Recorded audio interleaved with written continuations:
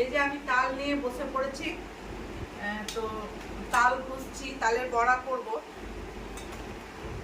তোমাদের কার কার তাল খাওয়া হয়ে গেছে, মানে তালের বড়া খাওয়া হয়ে গেছে অবশ্যই কমেন্ট করে জানিও। আর বিয়ের আগে তো যখন ছোট ছিলাম তখন তাল কুড়িয়ে আনতাম, আমার মা খুব তালের বড়া করতো, তালের লুচি করতো, তালের মানে পরোটা করতো, রুটি করতো, এসব করতো। তারপরে তো এখানে আসার পর থেকে সেগুলো সব বন্ধই হয়ে গেছিলো।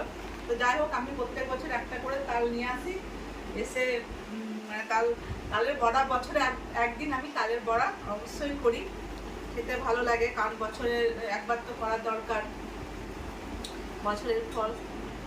তো তোমাদের কার কার তালের বড়া বা তালের লুচি খাওয়া হয়ে গেছে অবশ্যই জানিও। আবার অনেকে আছে শুনেছি যে জন্মাষ্টমী না গেলে নাকি তাল খায় না, তালের বড়া বা কিছু খায় না, কিন্তু আমাদের ওরকম সেরকম কিছু ব্যাপার নেই।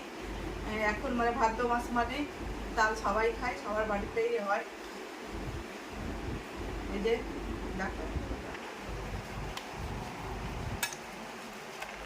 একটু মতো এখন কষা হয়েছে, এখনো একটা চলছে, এখনো দুটো বাকি আছে।